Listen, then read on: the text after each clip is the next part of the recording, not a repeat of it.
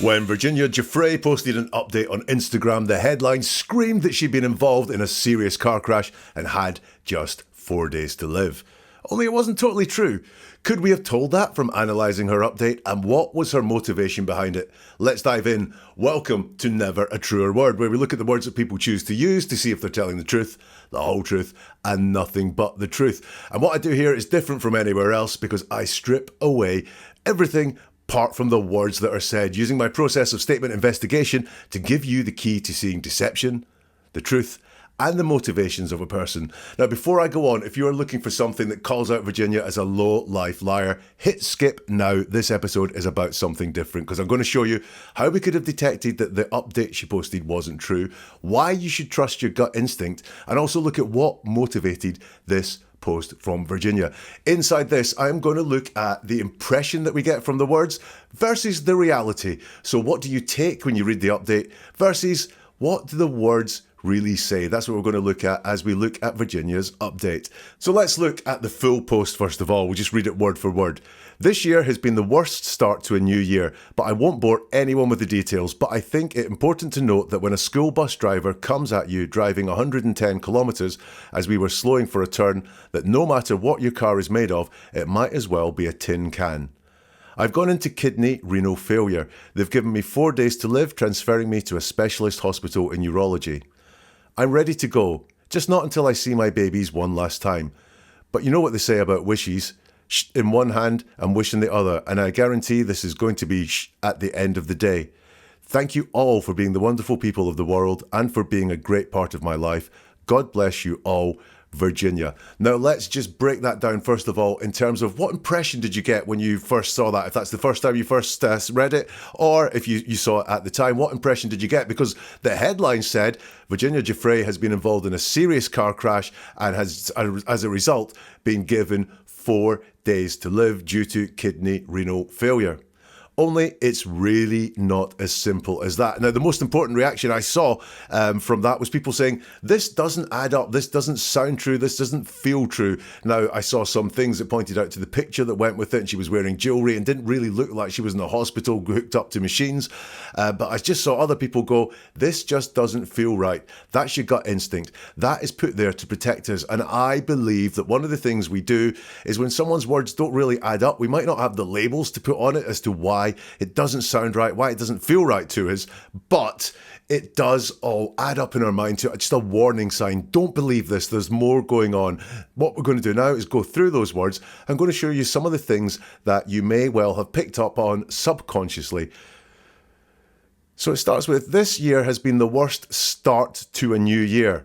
But I won't bore anyone with the details, but I think it important to note that when a school bus driver comes at you driving 110 kilometres as we were slowing for a turn, no matter what your car is made of, it might as well be a tin can. Now, bear in mind that she is announcing she has 4 days to live in this post. What a very strange way to start it. It's not, I have some sad news for you, and putting the biggest priority I would think that would be on that person at the time, which is the shortness of the amount of time they have to live.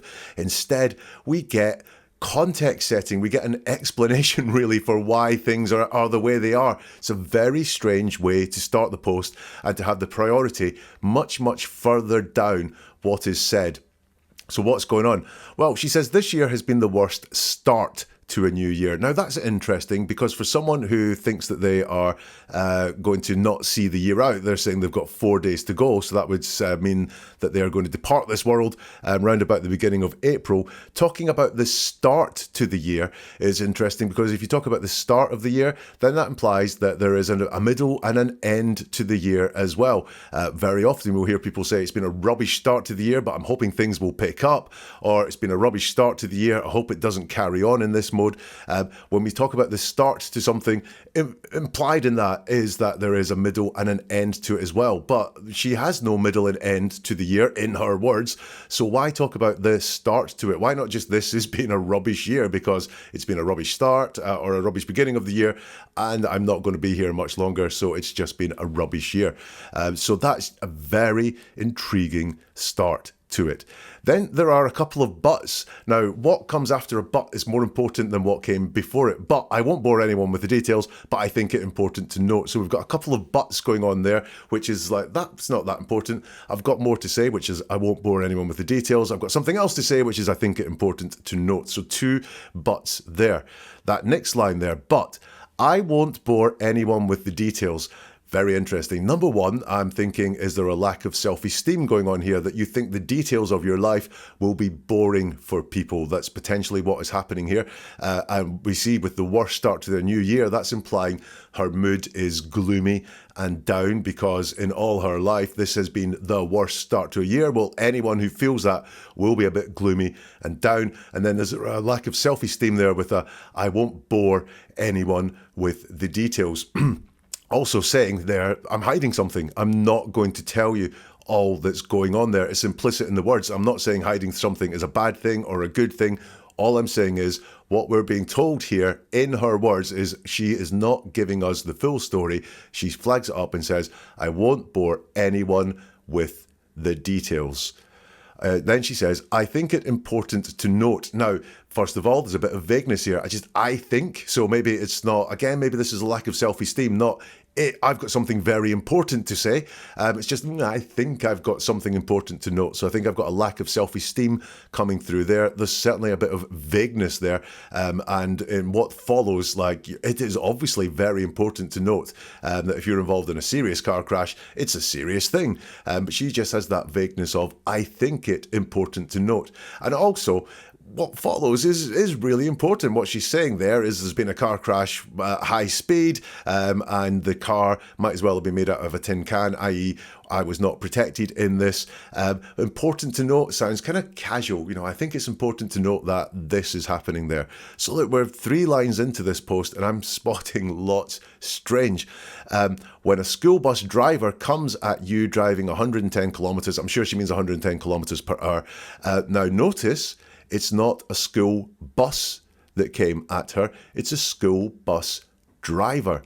Interesting. It's not the bus that caused the problem. It's the driver of the bus that caused the problem. Both can be true, by the way. If the driver was negligent, if the driver was even deliberately running at them, then the driver would be at fault. And quite often we see inanimate objects blamed for things like car crashes when actually it's the driver of the car that happened. Interesting that she has picked up on that. And she says the school bus driver did this. She's made it personal. She's made it about someone. But then it all gets a little bit strange because it's not a school bus driver came at me driving at 110 kilometers per hour. It comes at you.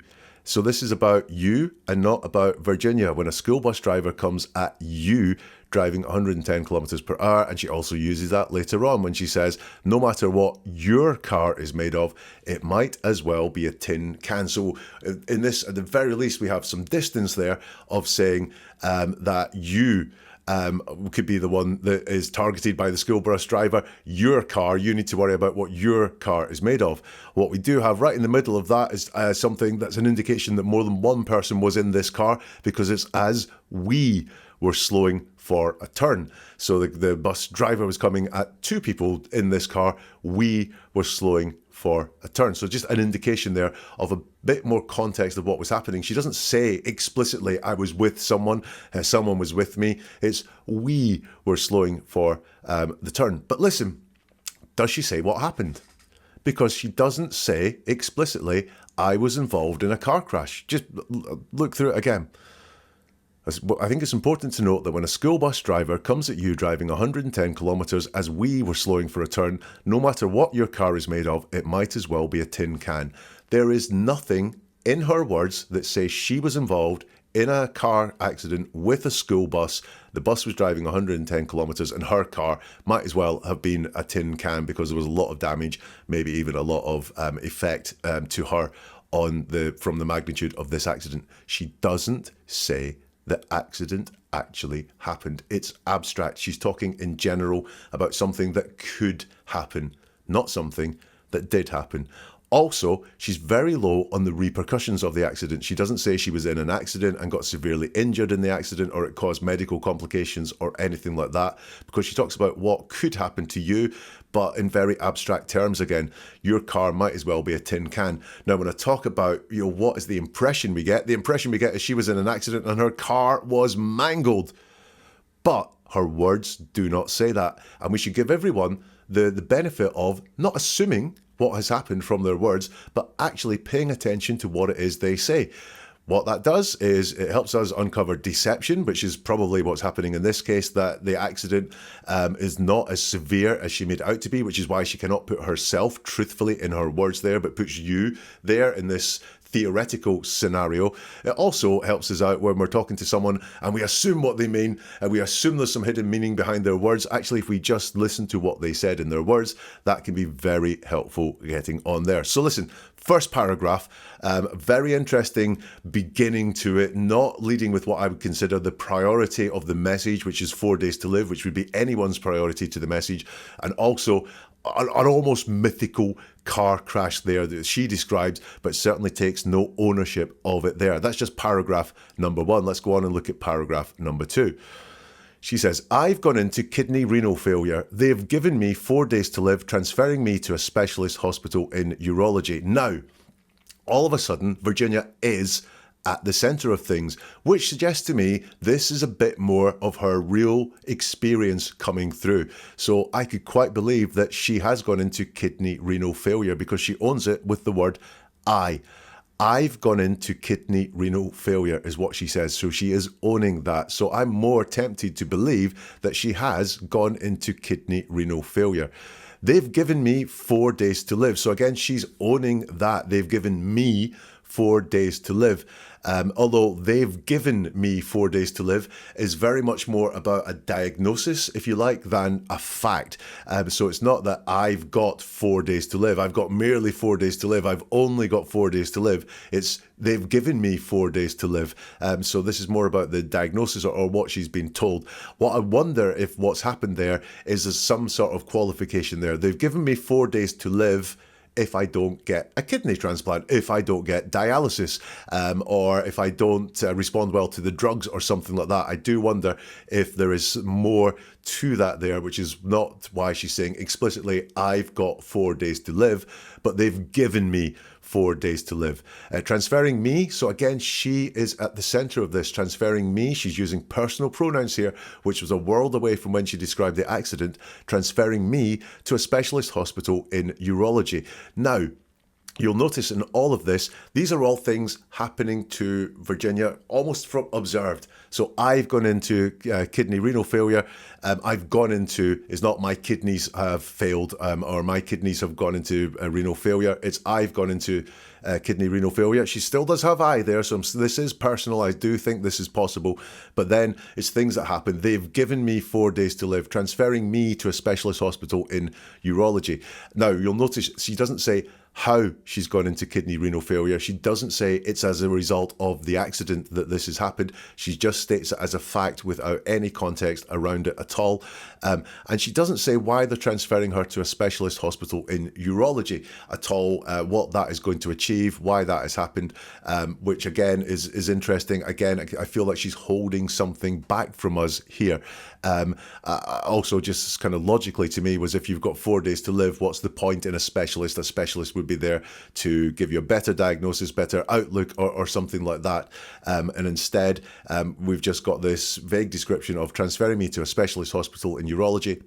For what? Again, this is why I think that 4 days to live is part of the story, but it could be, like I said, 4 days to live without dialysis or without a transplant or without the drugs kicking in, or something like that. And this specialist is going to help with all of that. Second paragraph, and I see a lot more truth coming through here. The car crash, I think, is constructed and not a truthful, faithful retelling of events. This, I think, has a little bit more truth in there because she's owning this suddenly with a lot of use of I and me. Certainly, we haven't seen a lot of emotion so far, which is what we would expect a little bit more of from someone who's been given 4 days to live. Let's look at the next paragraph, which says, I'm ready to go, just not until I see my babies one last time. But You know what they say about wishes, and she censors herself by saying shit in one hand, wish in the other, and I guarantee it's still going to be at the end of the day. So I'm ready to go, just not until I see my babies one last time. Actually, that means I'm not ready to go. There is more I want to do. I want to see my babies one last time, but there's kind of the dramatic start of it is I'm ready to go. Well, actually, I'm not ready to go. I want to see my babies one last time.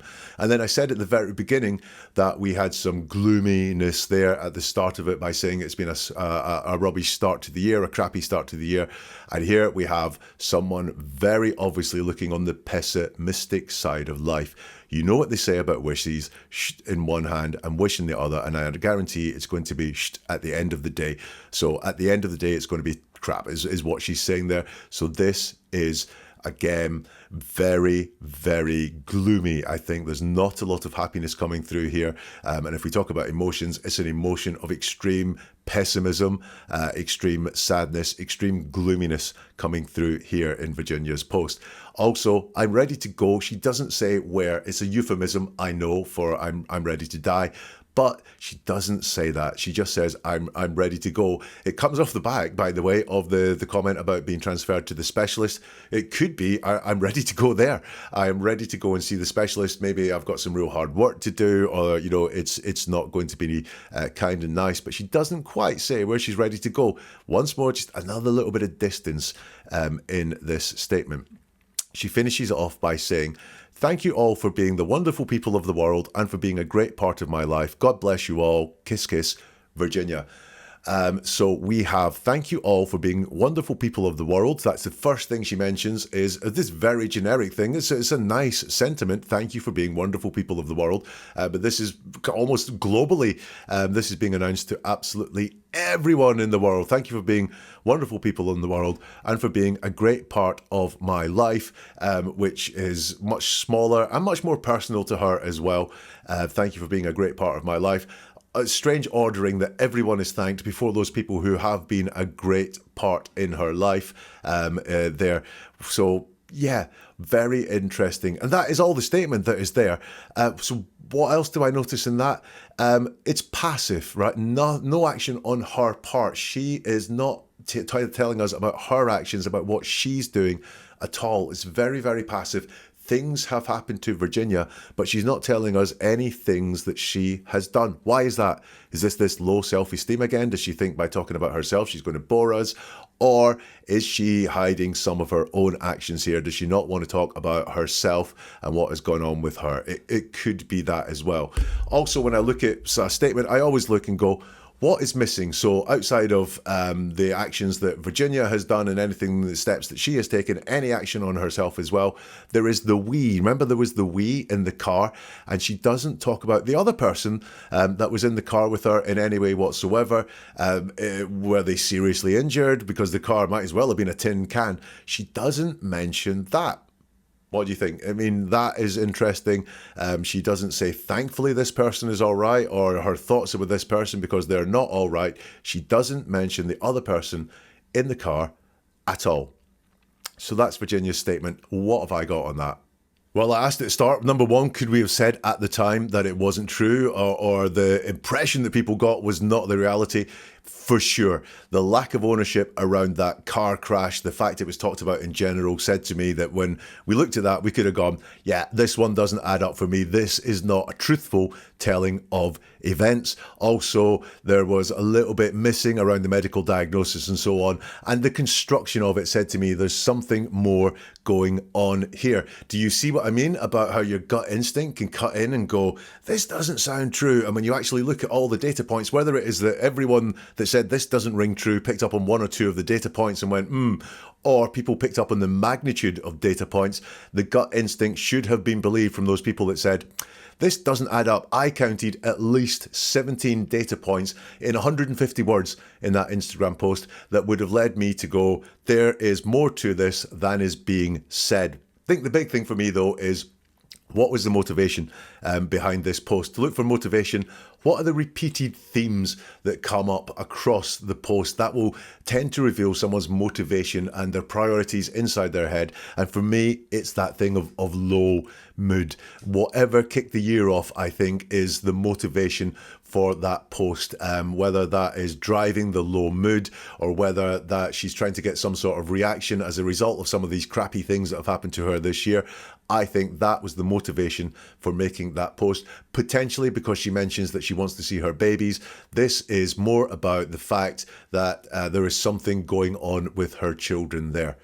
What do you think? Do let me know in the comments if you can on this platform, or you can find all the links in the show notes to contact me on social media. What do you think about Virginia Giuffre's post? NeverAtruerWord.com is the website. There you can find a whole load more podcasts breaking down the words that people choose to use, just to see if they're telling the truth, to see what they're hiding, to see what their motivations are as well. You can also check them out on video too. NeverAtruerWord.com. And we'll see you soon for something new from Never a Truer Word.